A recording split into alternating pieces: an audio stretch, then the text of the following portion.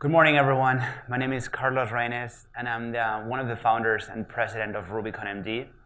I'm originally from Spain, and the reason I decided to become an innovator or a healthcare technology entrepreneur is inspiring family experiences. Both my co-founder and I, either personally or through a relative, suffer the challenges of not being able to access the right care at the right time, and became very passionate about fixing healthcare. So what we do, RubiconMD is an e-consult platform that connects primary care clinicians to specialists for electronic consults. Not the patient. This is a tool for the primary care clinician. And our mission is to democratize access to medical expertise so that all patient populations receive the care they need. Why do we do this? So we've been talking about healthcare across the world. We focus primarily in the US, and the US healthcare system is broken. Seriously, we have, so we know that it's the most expensive healthcare system of the world, right? With almost 20% of the GDP being spent in healthcare. 40% of the visits to specialists are unnecessary and are definitely adding to that, excessive waste, quantified as 800 billion. But what's more frustrating is for the country that spends more money in healthcare in the world, 52% of the country lacks access or easy access to specialty care. And for many patient populations, going to see a high-demand specialist can take over a year. And that's why we decided to solve this problem by doing innovation for primary care, right? Because for all the innovation that's happening in healthcare, there's not a whole lot that's clinician-facing, and almost nothing is primary care-facing. And we just heard about the importance of having a robust foundation of primary care, and how that leads to better population health metrics, longer life expectancy, reduced prevalence of chronic conditions, reduced infant mortality. So what we do is actually fairly simple. We, let's say a patient walks into a primary care clinic, the PCP has a question on a case, and they can access our platform, enter some basic information about their patient, choose a specialty, and ask a question. That is sent to a specialist who will review it and get back to the PCP within a few hours with their impressions and recommendations. And that input allows the primary care clinician to make a much more informed decision on diagnosis, treatment plan, and next steps for the patient. And I want to illustrate that with a particular example. This is a real case from our platform. So Scott presented to his pediatrician with a history of atypical headaches. He had been seen in the ER twice in the past 2 weeks and had a CT scan which was negative. So the primary care clinician, fortunately, had access to RubiconMD, and they decided to submit an e-consult. So they accessed our platform, and they sent it out to neurology, explained the case, how the patient was having those headaches, and they were asking 2 questions. Is there any other test that we should do, perhaps MRI or MRA, and how urgently should we do that test?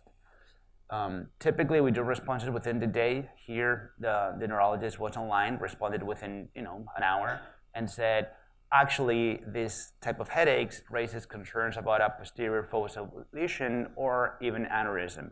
I would recommend that the patient has an MRI done within the next 24 hours.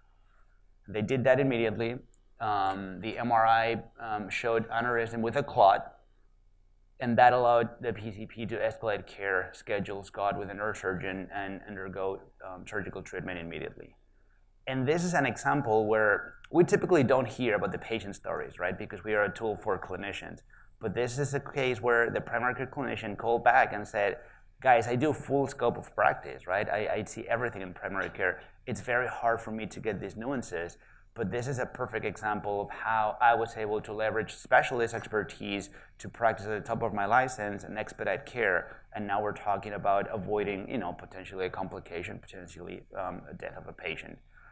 So this is a case where it's very inspiring, but it's not a unique example. What we've measured is that when primary care clinicians use RubiconMD, if you look at the bottom here, about 80% of the times, they are able to significantly improve the care plan. And that is our Northstar metric, truly changing how they practice primary care. On top of that, 65% of the times, they are learning things that they'll use for future patients. So this is also building capacity in primary care. And super important, 52% of the times, we avoid unnecessary referrals, duplicate tests, things that would have been unnecessary would have clogged the system and would have added to the bill of healthcare. And that translates into dollar savings per consult that will average between $300 and $800.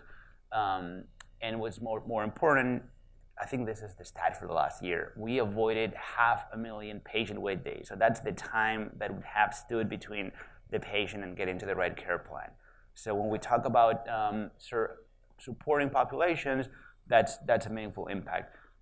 So we are in 36 states across the country. We work with all sorts of populations, from some of the best or biggest employers on the West Coast to clinics that are focusing on underserved populations, undocumented, uninsured, Medicaid lives, people who don't get any access to any specialist expertise. We are touching more than 5,000 clinicians and approximately 10 million lives. And we've been able to surround ourselves with some of the best partners in healthcare in the U.S. Groups like Optum, Centene, the California Healthcare Foundation, or HLM Venture Partners.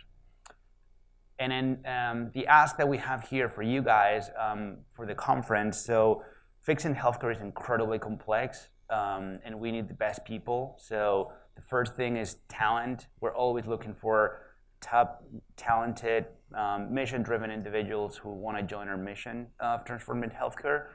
And two is to help increase awareness of e-consults. We've seen it with so many e-consults and so many patients and so many populations across all specialties.